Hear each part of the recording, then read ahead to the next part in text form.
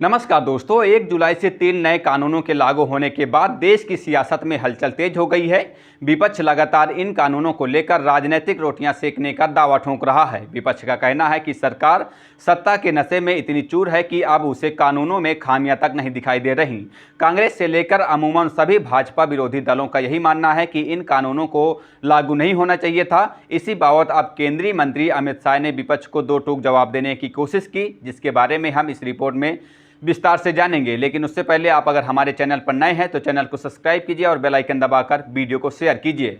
दरअसल केंद्रीय गृह मंत्री अमित शाह ने कहा कि सोमवार से लागू हुए 3 नए आपराधिक कानूनों में सजा की जगह न्याय ने ले लिया है। देश की आपराधिक कानून व्यवस्था की समीक्षा करने की कवायद का नेतृत्व करने वाले अमित शाह ने मीडिया से कहा कि आज़ादी के 77 साल बाद देश में पूरी तरह से स्वदेशी कानून व्यवस्था लागू हुई है। अमित शाह ने विपक्ष से नए आपराधिक कानूनों का राजनीतिकरण करने से बचने को कहा है। उन्होंने कहा कि विरोध प्रदर्शन करने से पहले बातचीत की जानी चाहिए। अमित शाह ने कहा कि मैं विपक्षी नेताओं से अनुरोध करता हूं कि वे समझे कि राजनीतिक जुड़ाव के लिए पर्याप्त अवसर होंगे और हम आपकी चिंताओं को दूर करने के लिए तैयार हैं।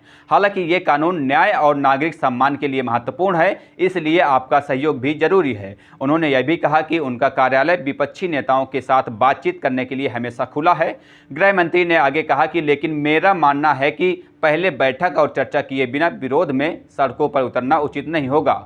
3 नए आपराधिक कानून भारतीय न्याय संहिता, भारतीय नागरिक सुरक्षा संहिता और भारतीय साक्ष्य अधिनियम को पिछले साल दिसंबर में संसद द्वारा अनुमोदित किया गया था। ये भारतीय दंड संहिता यानी आईपीसी 1860, आपराधिक प्रक्रिया संहिता यानी कि सीआरपीसी 1973 और भारतीय साक्ष्य अधिनियम 1872 की जगह लेंगे। विपक्ष का आरोप है कि बिना बहस के नए आपराधिक कानून पारित हुए हैं। मल्लिकार्जुन खड़गे ने कहा कि पारित होने के दौरान 146 सांसदों को निलंबित कर दिया गया था। पी चिदम्बरम ने कानूनों को कट, कॉपी और पेस्ट बताया।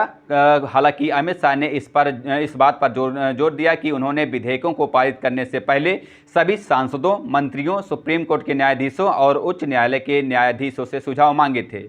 उन्होंने आगे बताया कि मीडिया में कुछ विपक्षी सदस्यों द्वारा परामर्श की कमी के बारे में जो कहा जा रहा है उसके विपरीत मैं यह स्पष्ट करना चाहता हूं कि विधेयकों को पारित करने से पहले लोकसभा में 9 घंटे और राज्यसभा में 6 घंटे तक व्यापक चर्चा की गई थी। गृह मंत्री ने आगे कहा कि औपनिवेशिक काल की आपराधिक संहिता में बदलाव के साथ न्याय व्यवस्था में एक भारतीय आत्मा जुड़ गई है। उन्होंने कहा कि प्रावधान ऐसे हैं कि कई समूहों को लाभ होगा। ब्रिटिश काल की कई धाराओं को आज के समय के अनुरूप धाराओं से बदल दिया गया है। महिलाओं के खिलाफ हिंसा से संबंधित अपराधों पर अमित शाह ने कहा कि नए कानून में पीड़िता के घर पर ही उसका बयान दर्ज करने का प्रावधान किया गया है। उन्होंने ऑनलाइन एफआईआर सुविधा का भी उल्लेख किया और कहा कि यह उन्हें सामाजिक कलंक से बचाएगी। 3 आपराधिक कानूनों पर एआईएमआईएम सांसद असदुद्दीन ओवैसी ने न्यूज एजेंसी एएनआई से कहा कि यह कानून रॉलेट एक्ट है। देश के लोगों की नागरिक स्वतंत्रता खत्म हो जाएगी। सरकार किसी को भी आतंकवादी घोषित कर सकती है। यह यूएपीए से भी ज़्यादा खतरनाक कानून है। आदिवासियों, दलितों, मुसलमानों और सत्ताधारी पार्टी से असहमत लोगों पर इसका दुरुपयोग किया जाएगा। फिलहाल इस वीडियो में इतना ही। आपकी क्या राय है हमें कमेंट करके जरूर बताइएगा। मिलते हैं किसी नई वीडियो के साथ, तब तक के लिए बहुत बहुत धन्यवाद। जय हिंद, जय भारत।